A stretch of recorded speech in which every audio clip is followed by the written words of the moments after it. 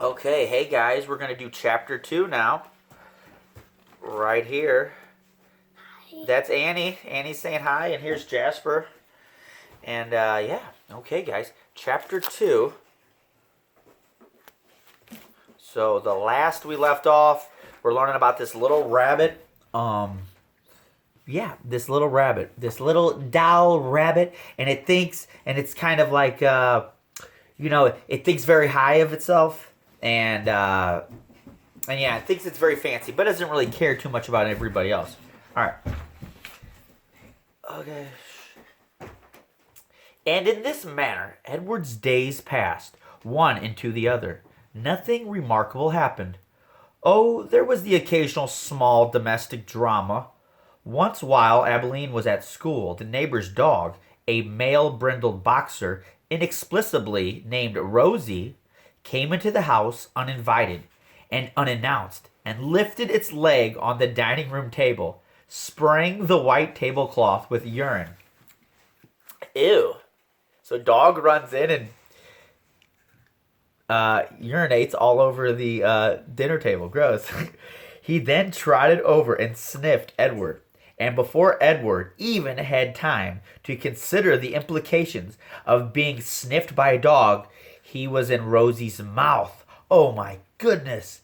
And Rosie was shaking him back and forth vigorously, growling and drooling. Like this would be, so this is Edward, and it would be just like,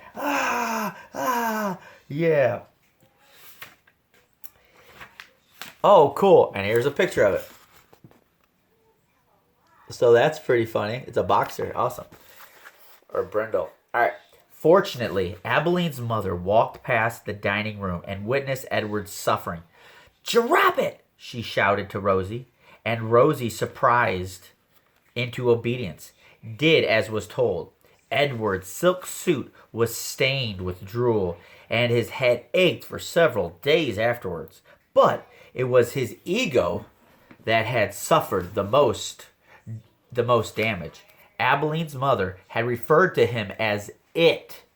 It. Ooh, that's kind of hurt, right? Like, hey, can you come here? Hey, John. Hey, Tommy. But it's calling someone it? Yeah, that would be kind of insulting.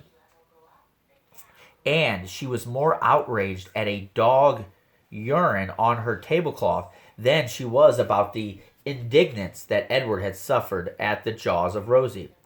And then there was the time that the maid, new to the Tulane household and eager to impress her employers with her diligence, came upon Edward sitting on the chair in the dining room. "What's this bunny doing here?" she said out loud. Edward did not care at all for the word bunny. He found it derogatory in the extreme, meaning he didn't like it. Like, he took offense at it. It hurt his feelings. The maid bent over him and looked into his eyes. "Huh," she said. She stood back up. She put her hands on her hips. "I reckon you're just like every other thing in this house. Something needing to be cleaned and dusted." And so the maid vacuumed Edward Tulane. Oh my goodness. Vacuumed a stuffed animal? That's funny. She sucked each of his long ears up the vacuum cleaner hose. She pawed at his clothes and beat his tail. She dusted his face with brutality and efficiency.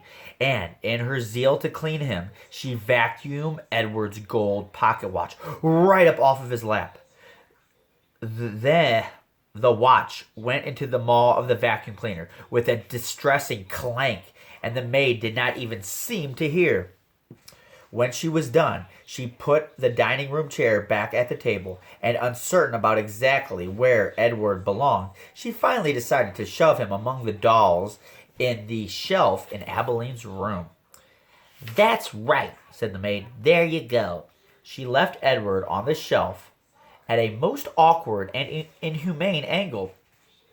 His nose was actually touching his knees, and he waited there with the dolls twittering and giggling at him like a flock of demented and unfriendly birds, until Abilene came home from school and found him missing and ran from room to room calling his name.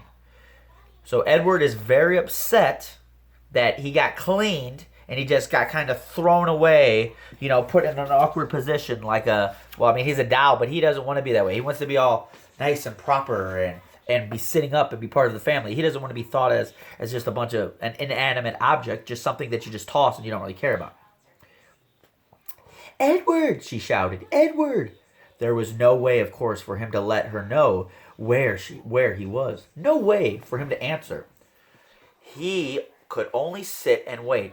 When Abilene found him, she held him close, so close that Edward could feel her heart beating, leaping almost out of the chest in his agitation. "Edward," she said. "Oh, Edward, I love you. I never want you to be far away from me." The rabbit, too, was experiencing a great emotion. But it was not love. It was annoyance. Whoa. So think about this. This little girl is coming up to him, hugging him. "I love you. Oh my gosh." Obviously cares about this doll. What does Edward think? Is he feeling love back? No, he's like, "Oh, jeez." He's annoyed. "Oh, get off of me. Ugh." The rabbit, too, was experiencing a great emotion. But it was not love. It was annoyance that he had been so mightily inconvenienced that he had been handled by the maid as cavalry, as an inanimate object.